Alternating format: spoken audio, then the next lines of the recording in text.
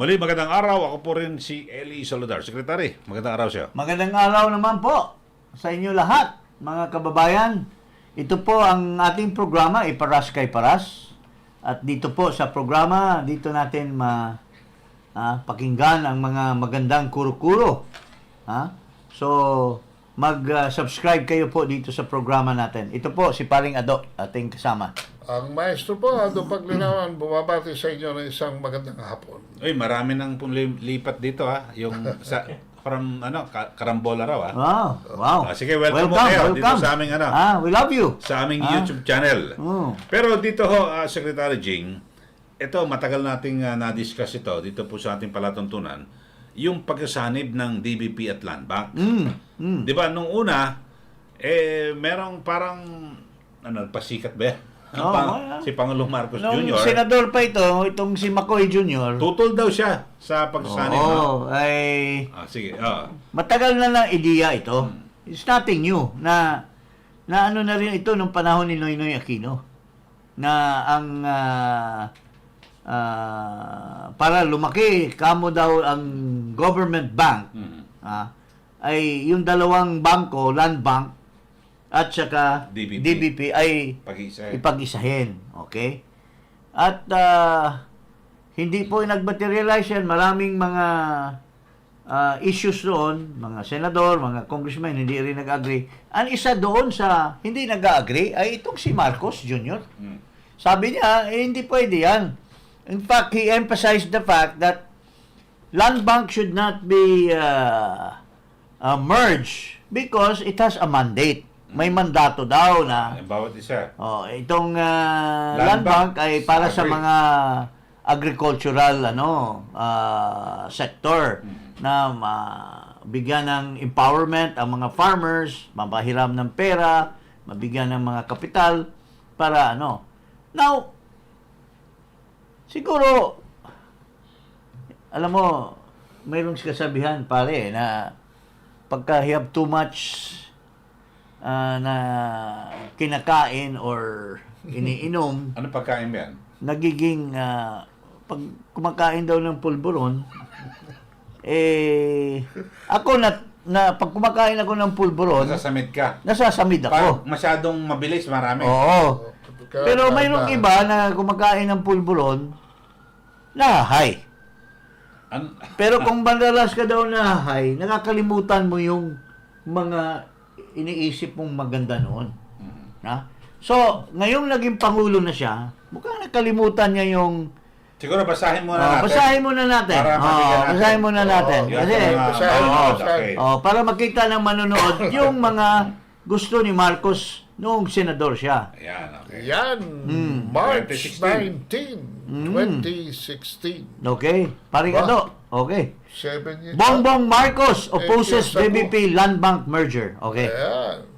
Vice Presidential candidate Senator Ferdinand Bongbong Marcos Jr. today expressed his opposition to the merger of the Land Bank of the Philippines and the Development Bank of the Philippines, saying it will further prejudice the country's farming sector. In an interview over Cebu Catholic Television Network in Cebu City, Marcos said the merger will deprive farmers of an agricultural bank that is mandated to serve their needs. Quote, sa pautang, we also have to think very hard about this Land Bank and DBP merger kasi kapag nag-merge na yan, it will be a commercial bank. Wala na tayong agricultural bank, so wala na tayong bangko na talaga nakatugon sa pangangailangan ng farmers, he said. Okay. Now, kailan lang yan? 2016 lamang yan. Mga kababayan, kamakailan lang yan. One term lang. Anong sinasabi ni Pangulong Duterte? Bangag siya noon, bangag pa rin siya ngayon. Kasi, hindi na niya maalala yung sinasabi niya nung kumakampanya siya. Ito ngayon yung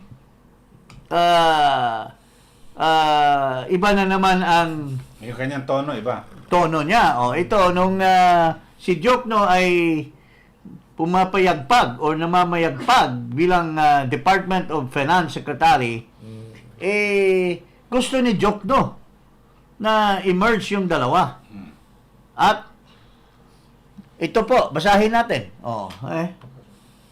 DOF's Jokto, Marcos OK's Land Bank, DBP merger. Ayan. President Ferdinand Marcos Jr. approved the proposed merger of state-run lenders, Land Bank of the Philippines and the Development Bank of the Philippines, with Land Bank as the surviving entity that could become the largest bank in the country in terms of assets. In a text message to reporters, Finance Secretary Benjamin Jokto said the President approved the merger during the sectoral meeting on Tuesday morning. Ayan, merger of DBP and LBP approved, said Jokto. Yes, approved by PBBM, added the finance chief. Okay. Klaro. Klarong-klaro na Okay sa kanya. parang ping-pong. Pagka Hindi mo na kailangan dating ng paglinawan. bola dito, titirahin mo ng bola, punta naman doon sa kabilang side. Ping-pong. Hindi pompiang, ping-pong. Iba naman yan. Iba naman yung pompiang. Ito ping-pong. So, ping-pong. Ngayon, naging Pong. ping. Naging pong-ping. Ping. Ito na naman, mga kababayan. Wala pang isang taon na pinropose ni Jokno, naligwak na sipa si Jokno dahil hindi nagustuhan ang kanyang mga Hindi asta. nakiklik. Hindi nagkiklik ang kanyang mga asta. May bago si Tisoy. Si Senator Vilma Santos Recto. Ito. Bagong DOF Secretary. At ito po ang ating kaibigan, si Ralph. Ayaw ni Ralph Recto. Sundin yung ayaw ni Jokno, yung gusto ni Jokno, lahat ayaw ni Ralph Recto. Siguro mayroon silang professional jealousy. But kasi sabi ni Recto, ito. Sir, before sabi po ni President, sabi po ng DOF, si President Marcos was in favor of the merger. Parang what changed po kaya this time around? Ano po, bakit? To me, it's as simple as I think we need two government depository banks. Their mandates are totally different. So I think we're better off with two of them. Secretary, last na po, yung an economist mentioned po na if it doesn't push through, DBP or either Land Bank might not be able to continue to meet the capital requirements of the BBP. I think they'll be fine. They'll be okay. If they have dividends this year, then those dividends can be part of retained earnings, will be used to increase their capital anyway. Diba? Okay? So in spite of the contribution po sa Maharlika, Yeah, okay lang? I think it'll be okay. They'll be fine. Pong. Ping. Pong-ping. Ping-pong. Pero yung, alam mo, ni Secretary Ralph Recto, simple-simple. Dalawang bangko, kinakailangan, kasi magkaiba yung mandato magkahiwalay.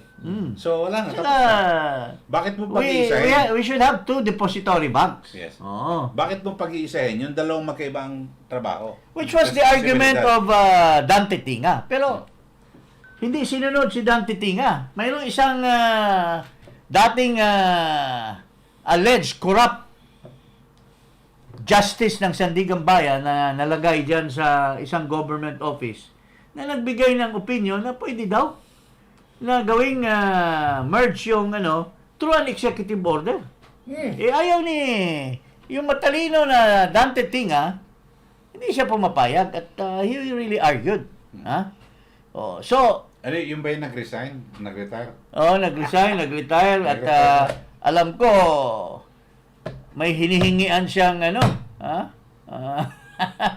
accused doon sa, but anyway, that's neither here nor there, but kilalang kilala yan tapat-chuy-chuy na yan pero anyway, whatever that is, ito po sinasabi ni Dante Tinga na hindi pwede. So pero pinilit pa rin ni Marcos. Ngayon, naging ping-pong na naman.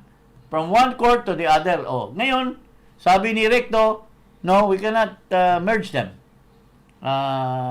Well, it's better to remain as two depository banks. Sir, hindi ba maapektahan yan sa pondo ng No, they have funds. So, payag na naman daw si Marcos.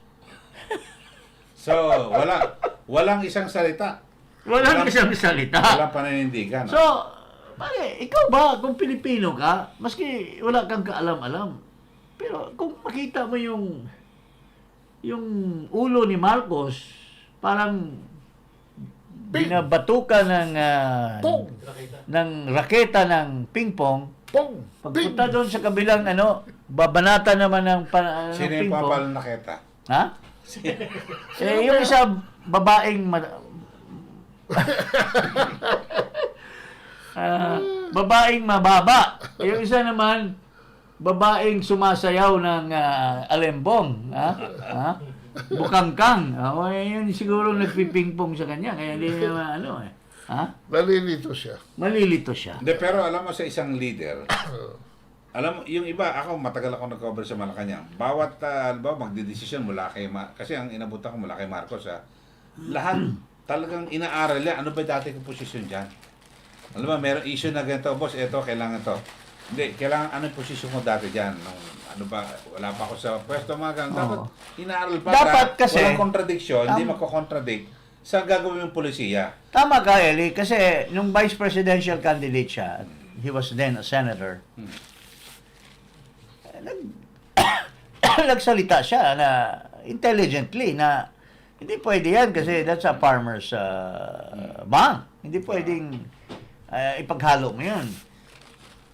So, we presume na pinag-aralan niya o kaya baka binulong lang yun. Ito maganda sabihin mo. Binulong lang. Pangkandidato. O kaya binasa lang niya siguro yun. Hindi talaga galing sa utak niya. At ngayon, nung si Jokno na, may inano na naman sa kanya si Garapal, sir, ito pong payag ka na kasi gusto ni Jokno yan. Sige. Pagka gusto ni Jokno, sunod ako. Sir, itong gusto ni Recto naman, recto. Recto. Payag tayo dyan kasi gusto ni Recto. Tapos sabi nung isang Sir, ito yung pinabili nyo. Oy, mamaya na yan, patapusin mo muna ako. Mamaya na yan kasi baka malito naman ako niyan. Baka ikaw malito. Mamalito ako niyan pagka isubo ko yan. Mga ganun. Okay. So, sabi ni Recto, sir, sige, sundin natin si Recto. So, baliktad na ngayon. Ha? Ang Pangulo na sumusunod sa kanyang mga opisyal. Oo. Kasi daw, sanay si Pangulo na sumusunod lamang. Under the weather, under the whatever.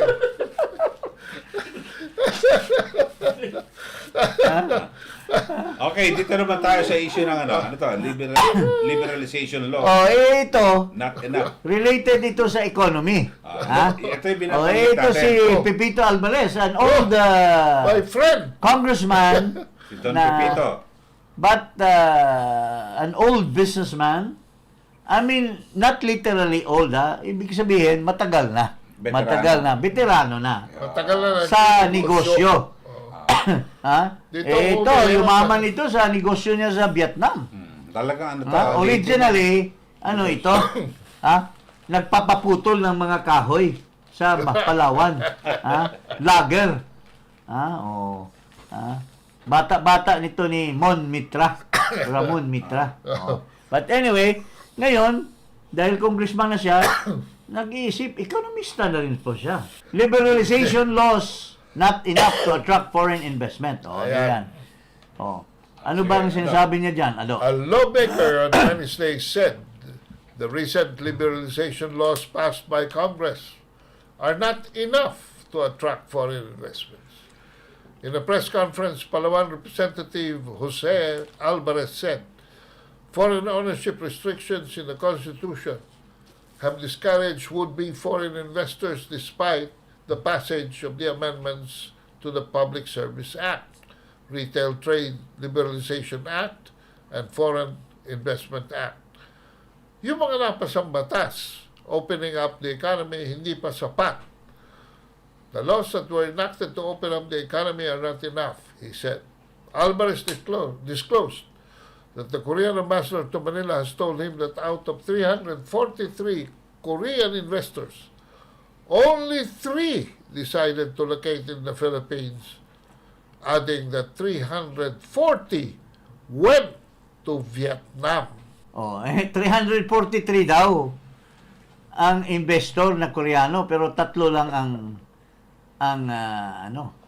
Kaya nga ang sinasabi ni Secretary Carlos, yung pangalan ng babaeng Carlos, sabi niya, yung mga pledges na sinasabi, parang bato lang yan. Dating national security. Sabi niya, alam mo naman yung pledges, parang bato lang yan. So, yung pinagsasabi daw ng Department of Trade na maraming nag-convert, hindi na totoo yan. If you base it according to the statement of Pipito, Ano yung sinasabi nila na... hindi nag-i-invest ang mga nilalapitan nila. So, sa papel lang, umuoo lang. Umuoo lang, pero kasi siya mismo na, siya para his own experience. Dahil Parang- mga partners niya yung, ano ni Pipito Alvarez? Hyundai. Siya ang niyan eh. Yung Kia. Kia, siya ang niyan eh. So, parang nag-a-apply ng trabaho. Ano ba, nag-apply kang trabaho? Sige. Okay yan. Tatawagan na lang kita. Tawagan na lang kita. Malaya. So- Disable ka lang. So, binubola lang talaga tayo ng... Akala mo ping, pero pong pala. In other words, yung mga nilustay sa mga travel, wala talagang ROI yun. Wala. Ano yung Enjoyment pinalabas lang natin ni nakaraan? Marcos yun. Ang pinalabas ng PCO na meron na raw employment. Kung ano-ano. Wala yun. Kung pagbasihan natin, itong kay Congressman Pepito Alvarez. Kasi actual yan kanyang experience. 343, 3 lang, di 340, pumunta sa Vietnam. And he's the right guy to say May K-to. to say May the K-to facts. na Why? magsalita. Because diyan siya yumaman sa sa Vietnam, yung kanyang mga dinidistribute na Isuzu ba yung kanya dati? O ano? Ano ba yung... Columbia Motors. Colombian Motors. Nag-click yung kanyang mga dati. Yung So, Kia pwede sa kanya. So, yung mga sasakyan na doon siya yumaman sa Vietnam eh. So, alam niya yung mga istorya. So, in other words, what he wants is really an amendment to the Constitution. Well, dapat it's a mixture eh. Di ba? Pero, ang sinasabi ng karamihan, paano kami mag-invest dyan? Hindi naman kami makapag-ari ng lupa. Paano kami magtatayo ng building? Pero sabi naman ni Marcos, hindi siya papayag. Kaya nagtataka yung iba, daldal ka ng daldal, Marcos, na only the economic provision, pero wala kang sinasabi. Napag-aralan mo ba kung anong gusto mong itulak sa Kongreso na magiging economic provisions na babaguhin? Walang detalye. Walang detalye. Naghintay siguro ng bulong. Naghintay ng ping-pong. Pero dapat, kung talagang gusto mo, economic provisions, na ikonsulta mo sa iyong economic managers, talagang alam nyo na itong kailangan. Yes. At Dapat saka magpabigay ka ng briefing. Detalyado Si talaga. Balisacan, magaling naman yan si Balisacan eh. Pero mayroon yata siyang Ibang pinakikinggan. ibang pinakikinggan yung expert sa real estate, yung Sigo. Na contributor lang sa kanyang eleksyon ay nilagay na ng super economic advisor. Wala naman sa katiting ni Balisacan yun. At gusto pang i-overtake si Balisacan sa trabaho. Expert lang siya sa dahil anak ng mayaman, binigyan ng trabaho doon sa kanyang pamilya na mag-engage in real estate. Expert na daw sa real estate. Pero nilagay sa economic advisor. Super economic advisor. Pero So, ganun katindi ang pagpapalakad ng ating gobyerno. Sa experience ko sa gobyerno, usually yung mga think tank quality dyan, nandun sa gitna. Bakit hindi kulong yung mga yun ng 1 buwan? Kulong ko kayo dyan sa DAP building na 1 buwan. Diyan na kayo tutulog lahat. Maglabas kayo ng programa. Hanggang ngayon, wala pa tayo nakakita. Mayroon na daw 5-year development plan or Ay, Jesus. Baka kinopya lang rin yan sa dati. Yung development na. Yung requirement lang naman yan to update submission So, to the IMF. So, doon pa lang, an example pa lang, kung napaka-wishy-washy itong tao na to, paano nga uunlad ang ating bansa? Doon pa lang sa DBP merger, hindi niya alam kung anong gagawin. Dito pa lang sa economic provisions na sinasuggest niya, hindi naman niya binibigyan ng hint ang Congress kung anong kagaya niya, no? Doon pa lang sa umpisa, 6 ang gusto ng House, 3 lang sa Senate. O di pa, doon pa lang crash na yon. Oh, di ba? Tsaka doon sa ibang inputs, katulad ng sinabi mo kanina, yung kuryente, yung ARTA, yung korupsyon. Dapat kasama yan sa package of... Yes. Kasi kailangan comprehensive and integrated yung approach. Saka nandyan na yung executive secretary, okay? Oh, yun. Maraming nagsasabi, iban sila Senator Grace, yung mga matitino na mga senador, Senator Grace, Senator Cynthia Villar, yung tahimik lang, na pero mautak. Sinasabi nila na hindi naman talaga economic provision ang in-address na namin yan through legislation. Pero nandyan lang sa Kongreso. Nandyan sa Supreme Court. Hindi pa na-decide. Oh. So, hindi sila makapag-act and to implement these programs undertaken under the new Public Service Act. So, ano mangyayari mga kababayan? Hindi ma-implement. Bago ma-implement, kung ano-ano naman pinag-isip, bukbukin natin yung charter. Palitan natin. Hindi mo na lang hintayin. Now, nandyan yung bata mo, si Bersamin, Mr. Marcos. Dating Chief Justice yan. Bakit hindi mo kalampagin at gawin mong emissary mo sa Supreme Court at sabihan doon ang Supreme Court, Sir, mga justices, masyado nilang inuupuan yung batas. Pinaghirapan niyang Kongreso yan sa panahon ni Duterte. I for one can attest to that. Ako nagtulak niyang Public Service Act sa House. Tapos sa Senate, Hawak mo yung legislative... yes, political... Ang tagal yan sa Senate. Malapit na lang mag-close ang Congress, sa kanila pinasok yan. Pero may mga siraulo na kini-question yung mga public utilities kasi binago nila yung mga definition, binago nila yung mga pero dapat that should have been addressed by the Supreme Court already. Dapat nilagay na nila yung kanilang decision dyan. Pero bakit hindi niya utusan si Bersamin na ito, mas matindi itong ma-overtaken lang itong Constitution pagka nilabas na yung decision ng Supreme Court. Para tapos na yung issue Tapos na yung issue na yan. Saka may Matest natin Oo. kung if it's really the Constitution or is it only by legislation. So, wala mukhang nagpapahinog lang yata ito si Bersamin dyan Naka-standby tayo lahat So, it boils down to management. It boils down to leadership. Boils down to normal thinking. Hindi yung abnormal. Yeah. Okay, at samantala dito naman tayo sa Task Force Davao. Kasi 'di ba may mga report na nakaraan na bubuwagin na 'yan. Na di umano ay nagsisilbing private army daw. Hindi, bago tayo diyan, mayroon kasing isang nagmamarunong na small fry na announcer. Taga-Punas lang to sa puwet ni Pichay dati sa DZME. Ngayon medyo na bigyan yata ng magandang kung ano-anong pinagdadaldal, sinisiraan niya si Duterte. Ito, pakinggan mo na natin ito si Abe. Nakikita ba nyo yan? Yan po yung mga sundalo sa Davao Region. Ayan po Kaya ko po pinakita yung mga sundalo sa Davao Region. Personal pong pinuntahan ni General Romeo Browner Jr., Chief of Staff ng AFP, ng ating military. Ang purpose dyan ay para paalalahanan na maging tapat at sumunod sa batas ang mga sundalo.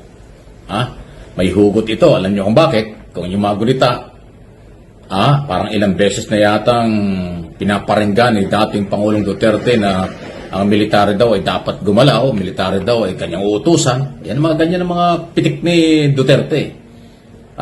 Kahit noong prayer rally niya sa Davao, sinabi niya dapat daw military at police gumalaw, yung mga ganon. So ngayon, sinadya po ni General Browner magpunta ng Davao Region. At kanyang kinausap nga po itong mga sundalong ito. Maganda ito dahil isang pagpapakita na ipinapalaala ng Chief of Staff sa ating military, hindi lang ho sa Davao Region, kung hindi sa buong bansa, na maging non-partisan ang military. Hindi talaga pwedeng maggamit sila or magpagamit or gamitin ng kahit na anong grupo sa politika. So, assurance yan at palaala ng Chief of Staff sa mga sundalo sa buong region. Okay? At sa buong bansa na rin para hindi sila magamit. Magandang indikasyon ito, magandang pagkakataon ito dahil yung pag-ikot ni Chief of Staff sa mga importanteng military command o military facilities ay naipaalaala yan. Alam po natin, professional ang ating mga sundalo. Hindi talaga ho magpapagamit yan. Kung noong araw may mga ganyan pero ngayon wala na. At alam naman natin walang matibay na basihan para sila'y gamitin at magpagamit sa mga politiko na kung ano man ang kailang interes. Mga kababayan, kailan ba naging spokesperson ito si Mike Abe ni General Bronner? Kung ano-anong mga pinagdadaldal, wala namang sinasabi si General Bronner na pumunta siya doon para check-upin niya yung loyalty ng mga sundalo. Ito po, ito yung report. Bakit pumunta si General Bronner doon? Ito. Task Force Davao Stays, Browner. Armed Forces of the Philippines Chief of Staff, General Romeo Browner Jr., on Tuesday dismissed report of Task Force Davao's abolishment as unfounded. It is not true that we will dismantle Task Force Davao. Instead, we will add more task forces in the area needing our forces to maintain peace and security.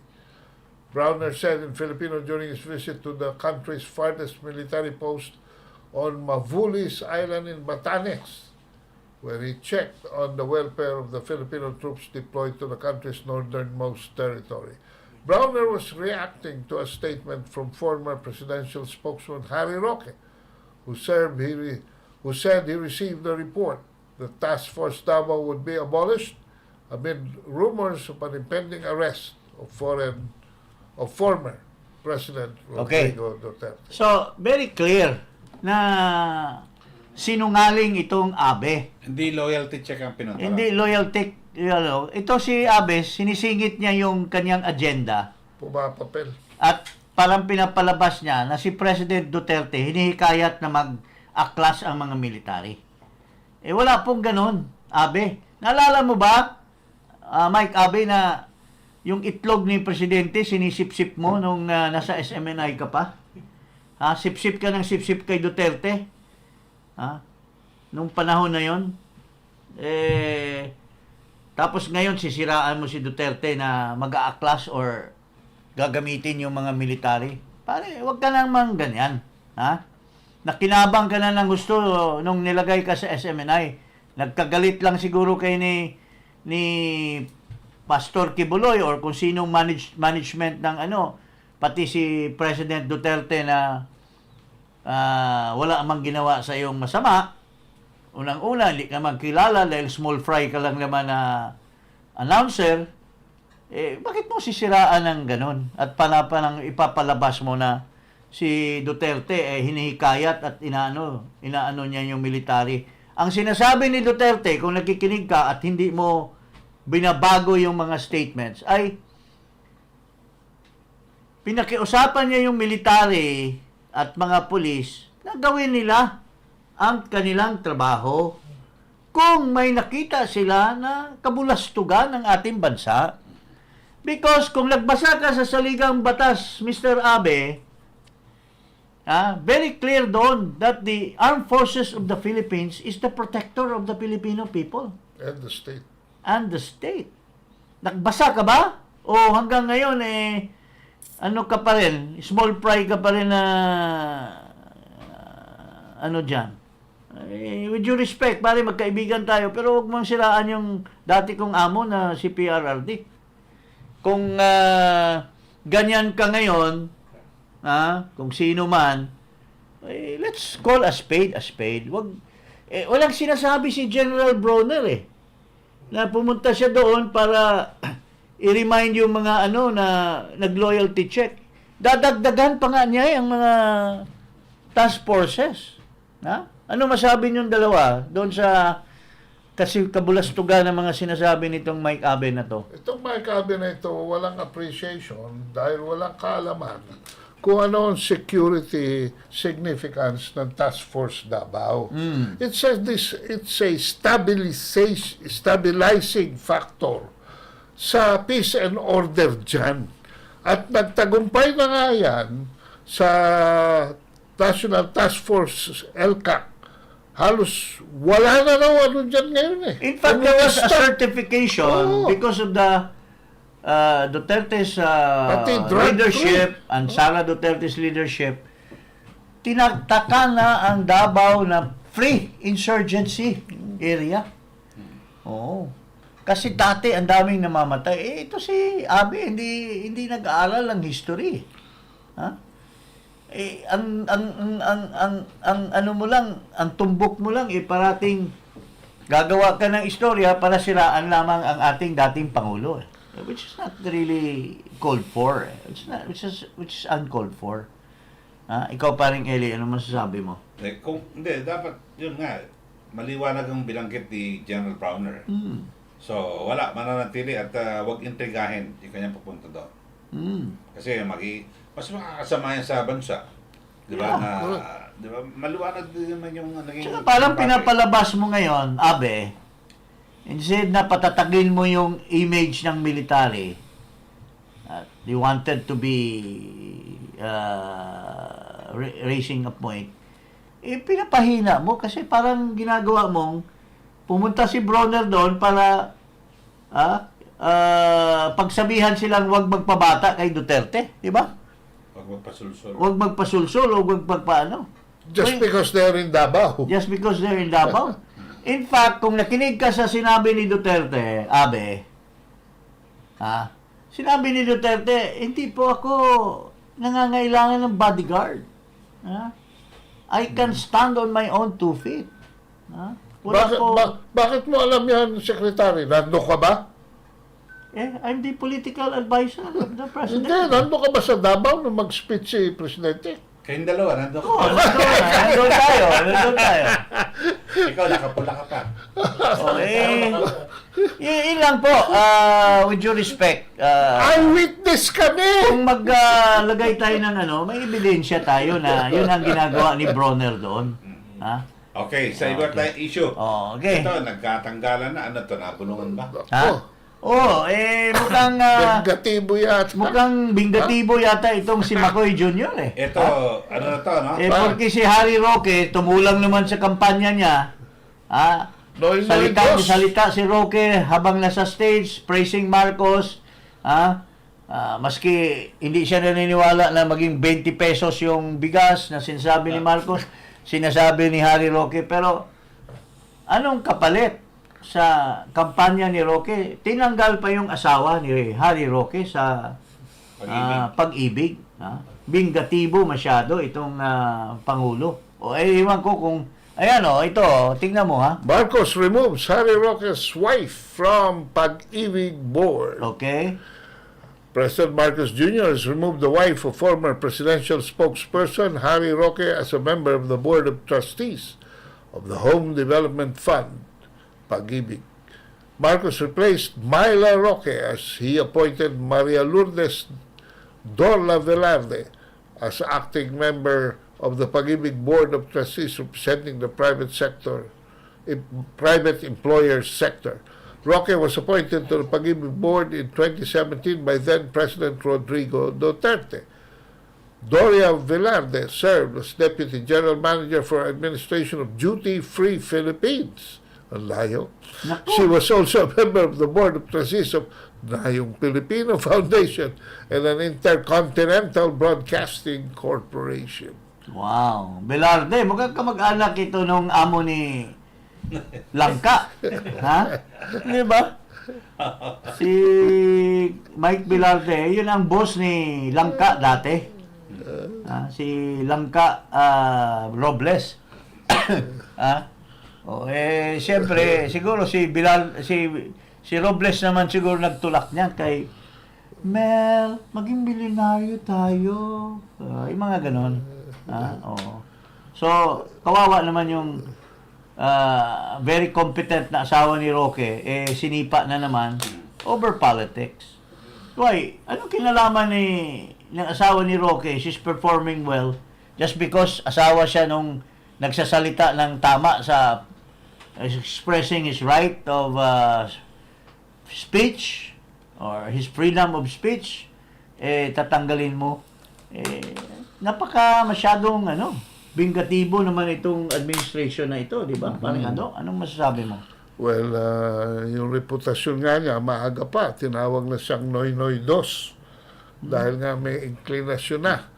Ang pamilya niya ay nakikialam at hindi masyadong friendly sa mga bumabati ko sa kanyang asawa. So, yan ang sitwasyon. History repeats itself. Okay, ito, ibang issue pa natin. And, ano mo paring Eli? Anong masasabi mo dyan? Ito, ay tayo kay Momo. May binabanggit si Maharlika, no, na mga di umano nasa buwatan. Hindi, dati itong sa DPWH. Okay. Tapos, Sige nga, yan ay naging party list representative ng CWS. Tapos, naging congressman na sa Surigao. Okay. Dahil 1 billion ang ginastos. Yan ang narinig ko. But anyway, pakinggan natin si Ginang Marlica. So ito daw si Momo at Garjola, parehong kongresista, ay long-time partners. Okay? At bagman. Okay? Noon ni Bonoan. Kaya daw alam na alam nila ang lakad sa DPWH. Alam nila ang kalakaran kung paano humawak ng mga infrastructure budol project, mga kababayan. Kaya ang pera ay napupunta sa kanila imbis mapunta sa proyekto o sa taong bayan. Actually, ito daw si Garjola ay mayroon ding mansion dito sa Los Angeles. Marami pong naririnig tayo, si Umanoy. Itong Momo at saka Garjola ay talagang grabe ang pagsamantala niyan sa Department of Public Works. In fact, kamakailan lang nabanggit natin dito na may kaso yan sa Sandigang Bayan tungkol doon sa project na rock netting na napakalaki daw ang anomalya doon, di umano. So, in other words, yung sinasabi ni Ginang Marlica ay talagang tama lamang na ibubulgar natin sa publiko.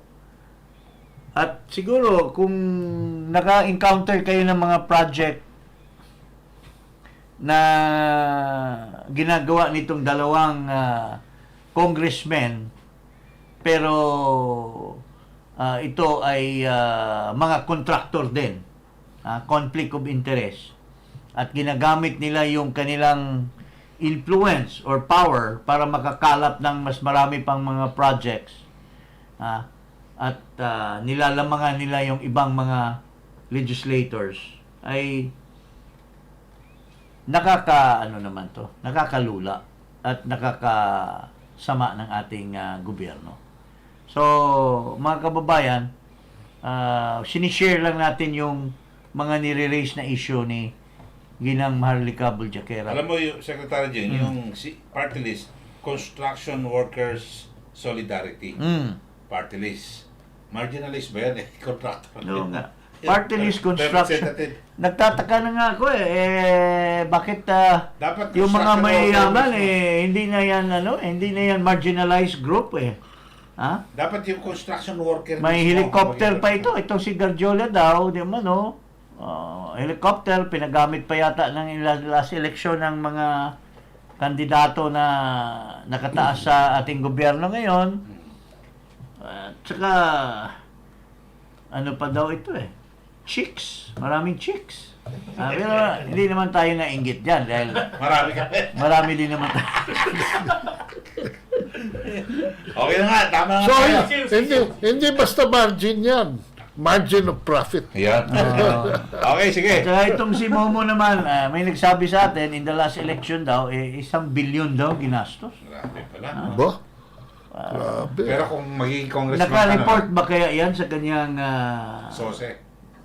Statement of Assets and Liabilities? Pero pag mga Na dating ano lang naman ito? Yusek ba yan sa... Ano yan dati? Regional Director. Tapos naging Yusek. Basta regional director ka ng DPWH. Ayos ka na. Ayos na. Oo. Grabe. May Pero kilala- 1B, ang akong... may kilala tayo. Hindi, kung 1B, kaya bang mabawi yan? Pag nag-congressman ka?